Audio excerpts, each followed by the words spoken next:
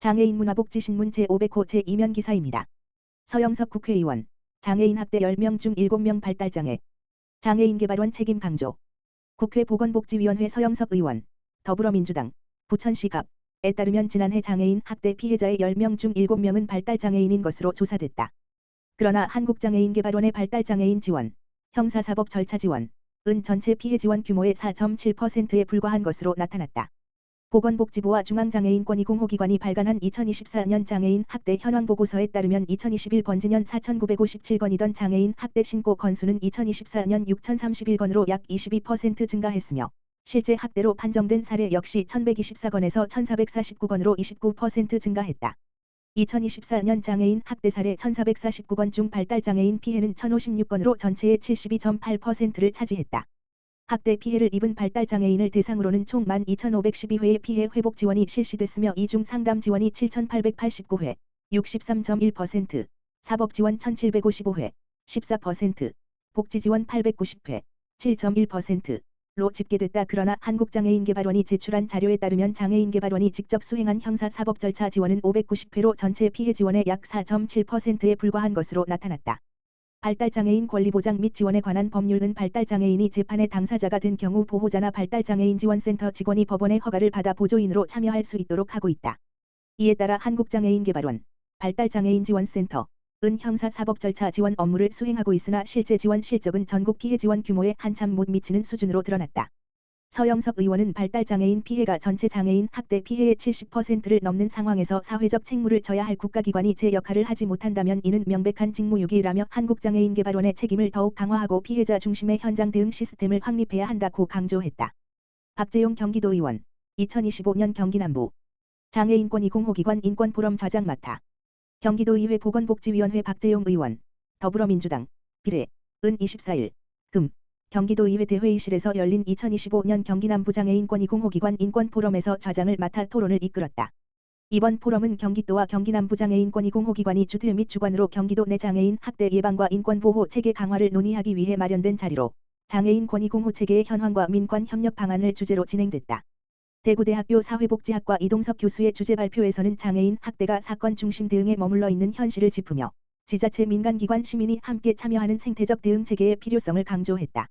이어진 지정토론에서는 군포시 장애인종합복지관 유정환 관장 경기남부 해바라기 센터 최삼식 부소장 안산단원 장애인자립생활센터 김병태 소장 경기도교육청 특수교육과 박명재 장학사 경기도청 장애인복지과 최선숙 과장이 참여해 현장의 경험과 제도 개선 방안을 폭넓게 제시했다. 유정환 관장은 장애인복지관이 단순한 서비스 기관이 아니라 지역사회 권익공호의 중심축으로서 예방 중심의 인권 실천이 필요하다고 강조했다. 장형윤 소장은 성폭력 피해 장애인을 위한 심리의료 법률 자립 등 통합지원 체계 구축을, 김병태 소장은 피해 장애인의 지역사회 자립생활을 위한 맞춤형 지원 패키지 마련을 제안했다.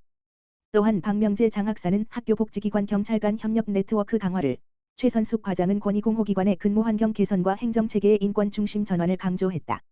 박재용 의원은 좌장으로서 각 토론의 핵심을 정리하며 장애인의 사회참여 제도는 꾸준히 발전하고 있지만 여전히 문 밖에 나서면 이동권에 막히는 현실이라며 편의시설이 잘 갖춰져 있어도 도로와 인도 접근성이 떨어져 이용이 제한되는 경우가 많다고 지적했다.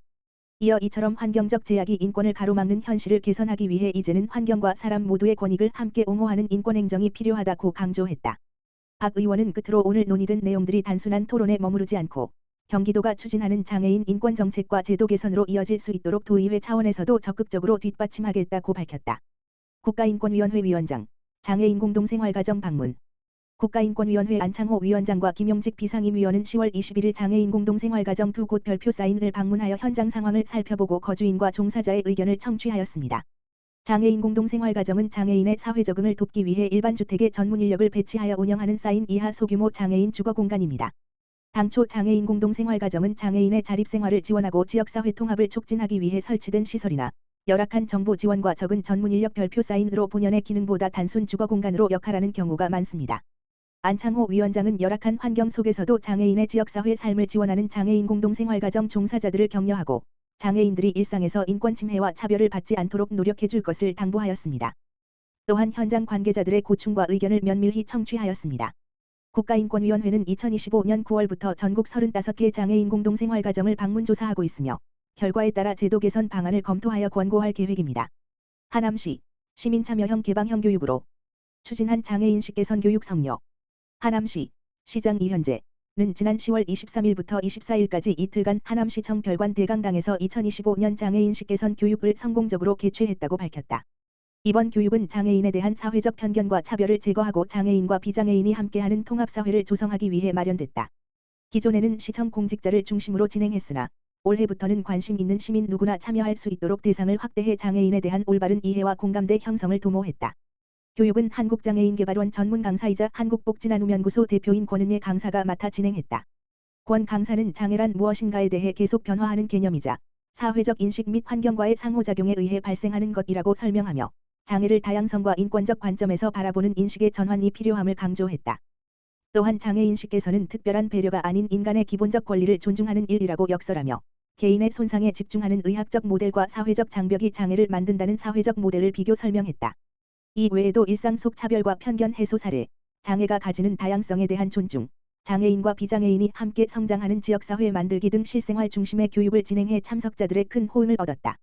이현재 시장은 장애를 바라보는 시선이 바뀌면 도시의 품격이 달라진다며 하남시는 앞으로도 장애인식 개선이 단순한 교육에 그치지 않고 작은 공감들이 모여 전 시민들의 장애에 대한 인식이 바뀔 수 있도록 지속적으로 노력하겠다고 말했다. 한편 하남시는 이번 대강당 집합교육 외에도 다각적인 노력을 기울이고 있다. 각동 행정복지센터, 유관기관, 단체를 직접 방문하는 찾아가는 장애인식 개선 교육을 운영하며 현장의 시민들에게 장애에 대한 이해를 자연스럽게 전하고 있다. 찾아가는 장애인식 개선 교육은 하남시 장애인복지관이 주관하며 지금 마음을 움직이는 시간이라는 슬로건 아래 이론 교육과 공감 토크 등을 통해 장애를 배려의 대상이 아닌 함께 살아가는 이웃으로 바라볼 수 있도록 돕고 있다. 광명 일동 지역사회보장협의체 아소하 연계해 복지사각지대 발굴 캠페인. 광명시 광명 일동 지역사회보장협의체 위원장 임고영은 지난 25일 트리우스 광명 아파트에서 열린 아소하 행사와 연계해 주민들을 대상으로 복지사각지대 발굴 캠페인을 펼쳤다.